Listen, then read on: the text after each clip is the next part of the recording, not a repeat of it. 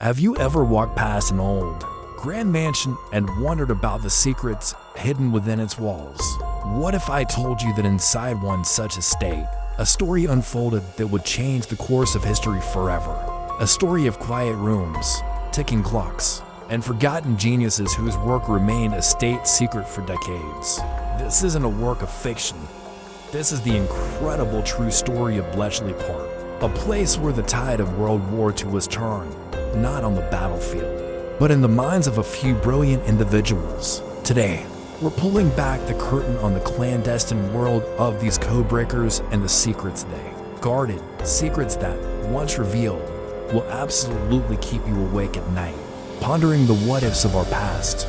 Imagine the year is 1939. Europe is on the brink of war, and a shadow is stretching across the continent. Nazi Germany, with its formidable military machine, seems unstoppable. A key part of their dominance was a sophisticated piece of technology called the Enigma machine. To the outside world, it was an unassuming typewriter and a wooden box. But in reality, it was a devilishly clever encryption device every single day. It could scramble messages into one of 159 quintillion possible combinations. That's 159 followed by 18 zeros. It was a number so vast, so astronomical, that the German High Command believed their communications were absolutely unbreakable. They could send orders to their U-boats in the Atlantic, coordinate their blitzkrieg attacks, and plan their strategies with complete confidence that no one was listening in. For the Allies, this was a catastrophic intelligence blackout. They were fighting blind, always one step behind, leading to devastating losses of ships, supplies, and, most tragically, human lives. The Enigma was more than just a code. It was Germany's shield, and the Allies desperately needed to find a crack in it. Enter Bletchley Park, a Victorian country estate nestled in the English countryside, requisitioned by the British government under the guise of being a shooting party. But there were no hunters here, at least not in the traditional sense. The prey was information.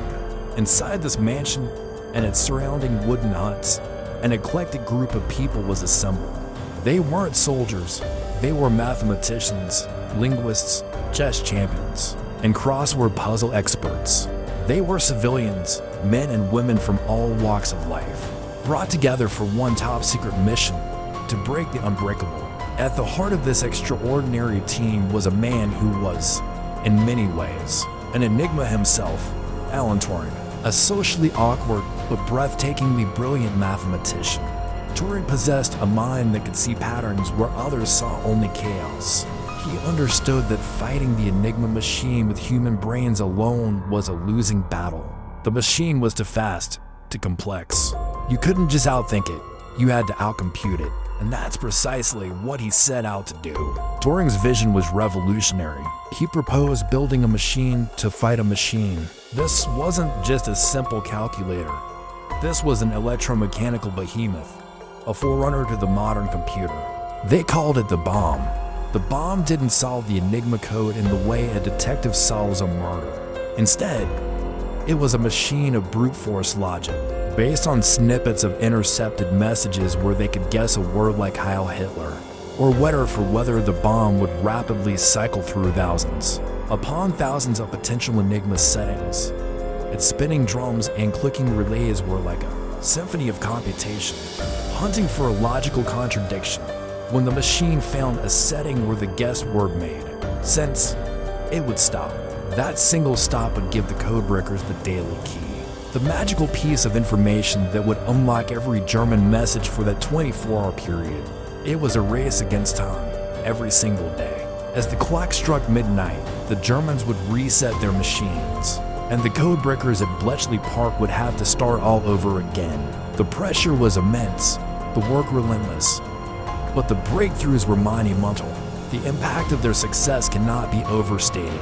Historians now widely agree that the intelligence gathered at Bletchley Park, codenamed Ultra, shortened the war by at least 2 years, and perhaps even by as many as 4. Think about that. 2 years. That's millions of lives saved. In the brutal Battle of the Atlantic, where German U-boats were sinking the light supply ships at an alarming rate. Ultra-intelligence allowed the convoys to be rerouted, starving the U-boat wolf packs of their prey. For the D-Day landings in Normandy, the codebreakers provided critical information about German troop movements and defenses, ensuring the largest amphibious invasion in history had a fighting chance. Yet, the heroes of Bletchley Park received no parades, no public recognition.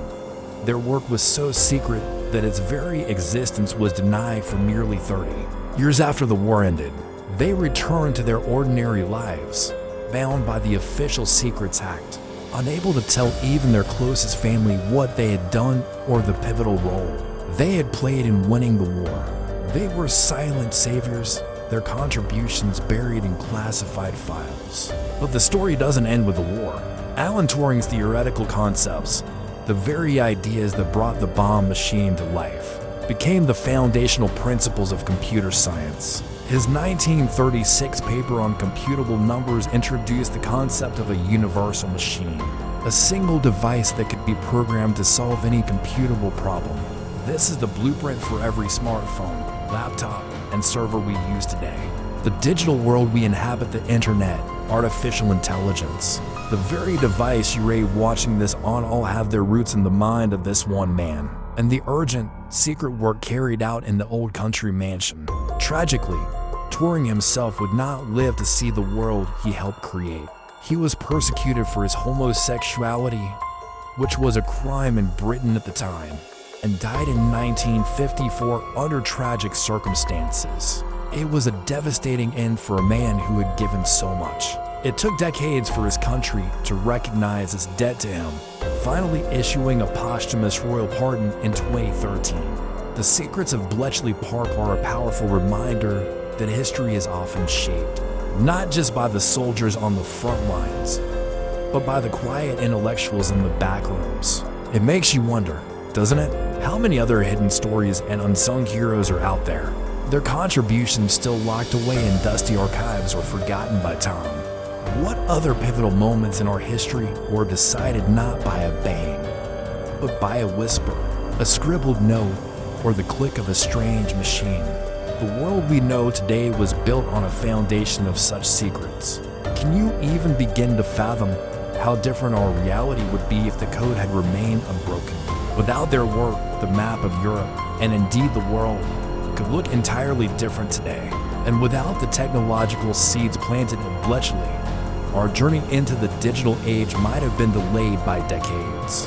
The story of Alan Turing and the Codebreakers is more than just a fascinating piece of history. It's a testament to the power of human ingenuity, the importance of collaboration, and the profound impact that a small group of determined individuals can have on the world. It's a story of triumph and of tragedy, of incredible genius and heartbreaking injustice. It shows us that heroes come in all forms, and that sometimes the most important battles are the ones fought in silence. Thank you so much for joining me on this journey into one of history's most incredible, forgotten stories. If you found this as fascinating as I do and want to uncover more secrets that have shaped our world, please make sure to hit the like button and subscribe to the channel. We have so many more tales to tell. We'll see you in the next one.